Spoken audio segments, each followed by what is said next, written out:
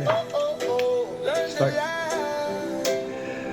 Buenos dias, buenos tardes, mga amigos, mga amigas, sa aking mga kompanyeros, kompanyeras, mga kayubi sa Usapang Batas. Magandang araw po sa inyong lahat. Naririto na naman po ang inyong lingkod, Atty. Rene Bueno, upang magbigay ng mga legal na paliwanag sa nangyayari sa ating pamahalaan. At unang-una dito ay ipapaliwanag natin ngayon, ihimayin natin ang mainit na balita tungkol sa nakatakdang mini trial or hearing sa House Committee on Justice sa darating na Marso 25 ng taong kasalukuyan.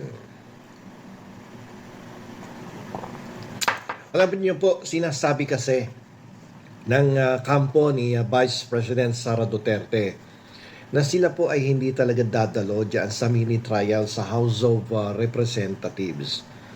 Pero ayon po dito kay Chairperson, Congresswoman Jervil Luistro, ito pong pag-absent na ito ni Vice President ay magpapabilis lang sa pag-akyat ng kaso sa Senado. Bakit? At ano ang malalim na legal na dahilan sa likuran nito. So yan po ang ating hihimayin ngayon. Ano ang dahilan ng Vice Presidente? Bakit tayo pumunta at umattend dyan sa pagdinig sa House of Representatives? At ano naman ang magiging legal effect nito sa kanya in case hindi nga siya umattend? Okay? So sa ilalim po ng ating rules on impeachment, dyan sa mababang kapulungan sa House Committee on Justice, sila po dyan ay nagsisilbing parang isang prosecutor, parang fiscal sila dyan eh. Sila po ay naghahanap lang sila dyan ng probable cause. No? Ibig sabihin, sapat ba yung ebidensya para sampahan ng kaso sa Senado itong ating Vice Presidente na si Sara Duterte? Anong mangyayari nito pag ganitong hindi nga atin, hindi magsusumite ng ebidensya ng mga testigo? Paano yan? Diba? Ang pagdalo po sa isang hearing or mini trial katulad nito ay isa pong karapatan yan, hindi obligasyon. Pero kapag binigyan ka ng pagkakataon at hindi ka sumipot, ituturing yan na isang waiver. Okay? Dahil hindi ka umattend, wala kang depensa na haharang o sasagot sa lahat ng paratang at ebidensya ng mga nagre-reklamo, no, laban sa iyo. Yung mga reklamo na yan, yung mga allegation na yan ay mananatiling unrebutted o walang kumukontra. Di ba parang disadvantage on the part of the Vice President yan, kung hindi siya aattend. So dahil dito, mas mabilis na makakapaglabas ng report ang Committee on Justice dahil wala silang ibang panig na pakikinggan. Okay? So parang sa ano din yan, sa fiscal level, no, babase na lang yan doon sa mga isinabit na reklamo, ebidensya, testigo. At magre-render ng decision yan on that basis. So lugi si Vice President dito. Diba? Pero bakit kaya pipiliin ng Vice Presidente na hindi na lang siya sumipot dyan sa pagdinig sa House of Representatives? Alam niyo po, hindi lang yung simpleng pag-iwas. Ito ay isang predetermined na legal na hakbang. May ibang plano yan. Di ba? Excuse me. Alam niyo po, madalas kong banggitin to sa Usapang Batas, no? May balak yan na questionin ang jurisdiction ng House of Representatives. Ang kampo po ng Vice President ay maaaring maghain ng petition for certiorari sa Supreme Court. Sasabihin nila na itong House of Representatives ay walang jurisdiction o karapatang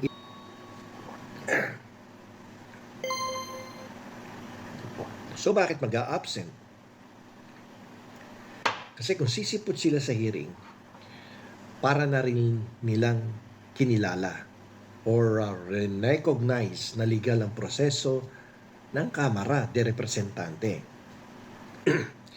Ang pag-absent po ay isang paraan ng pagsasabing hindi namin kinikilala ang inyong otoridad no, at kapangyarihan. Dahil labag sa batas ang inyong ginagawa laban sa akin. Kung ako yung vice, yun ang sasabihin ko. Labag sa batas ang inyong pinagagawa. Wala naman kayong jurisdiction over my person. Di ba? At wala kayong jurisdiction to try the case. Di ba? So, anong target? Layunin po nilang kumuha ng temporary restraining order mula sa Supreme Court para patigilin ang buong proseso bago pa man ito makarating sa Senado. Or, pagdating sa Senado, sabay file ng petition for certiorari, no, together with the application for temporary restraining order. Excuse me. Okay. Ngayon, dapat din natin tandaan na sa House Rules, ang mga abogado ng Vice President, yan po hindi pwede mag-cross-examine yan o magtanong ng direkta sa mga testigo. Kasi dyan sa impeachment, no, ang mga mambabatas lang po ang pwedeng gumawa nito, yung cross-examine, no, mag-examine at mag-cross-examine sa mga testigo. Ito siguro yung dahilan kung bakit pakiramdam ng kampo ng Vice Presidente ay dihadong-dihado sila sa House of Representatives. Kaya mas pipiliin nila ngayon na dalhin ang laban sa Korte Suprema o kaya sa Senado. Pero mas potensyal na unahin nilang dalhin ang kaso sa Korte Suprema para walang trial sa Senado.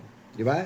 Kung ikaw yung abogado, ganyan ang gagawin mo. Ililigtas at ililigtas mo ang kliyente mo sa trial. Di ba? Ay kung makachamba o makumbinsi mo yung Korte Suprema, di walang impeachment.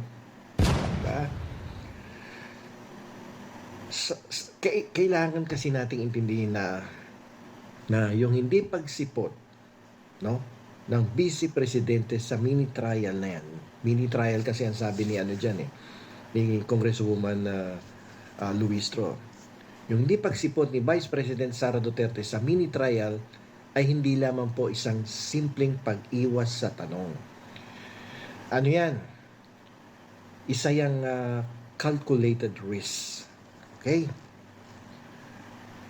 Yung pag-absent ng Vice President sa Kamara ay binibigyan niya ng go signal ang House Committee na ilabas ang kanilang bala nang walang humaharang. Sige, ilabas mo yung cards mo. Ilabas mo yung bala mo. No, hindi naman ako atin dyan eh. Ang bilis na sinasabi ni Chairman Luistro ay pabor sa mga taga-usig. Pero pabor din yan sa Vice Presidente dahil mas madali niyang mapapatunayan sa Korte Suprema na minadali at pinagkaisahan ang proseso ng walang due process.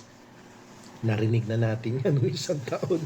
No? Yung una sila nag-file ng petition sa Korte Suprema upang ideklara na unconstitutional yung unang impeachment complaint laban sa vice. Okay. Pangalawa, ito ay laban para sa rule of law. Okay? Yung paghain ng petition for certiorari ay kanyang huling depensa. Last card ni BP Sara yan. Ito yung magsisilbing preno sa isang mabilis na tren. Buwan nyo?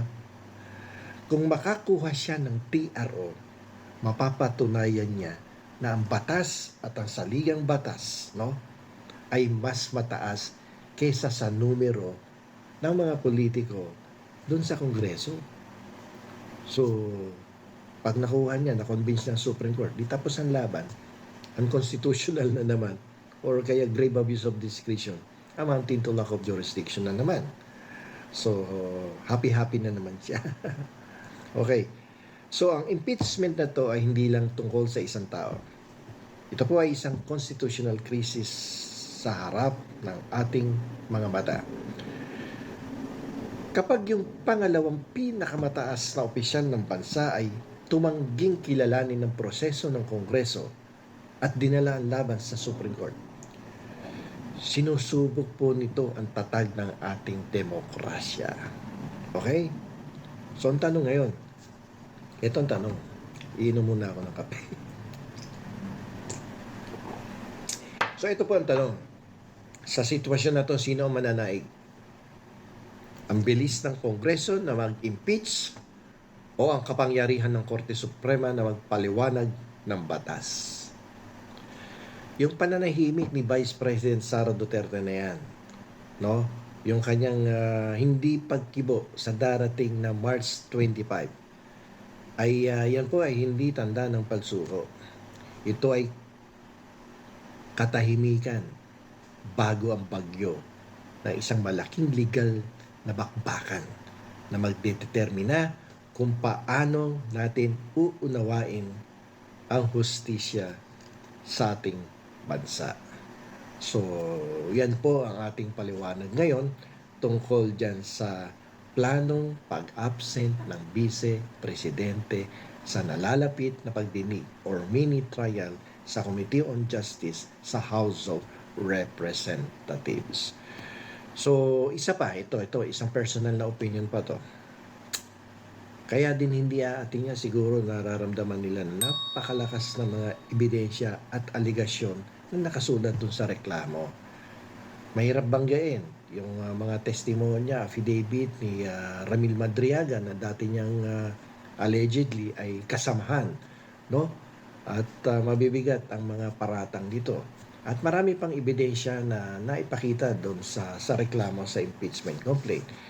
So, ang diskarte tuloy, nabanggit ko na nga kanina, ay hindi para humarap sa impeachment trial, kundi harangin ito at maghanap ng technical na butas upang hindi muling matuloy ang impeachment trial sa Senado. So, kung panigan man sila ng Korte Suprema katulad ng isang taon, ay may posibilidad nga, no? Kung papanigan sila na hindi na matuloy muli itong impeachment trial. So, baka masisi na naman dito yung mga yung ilang kongresista na nagmadali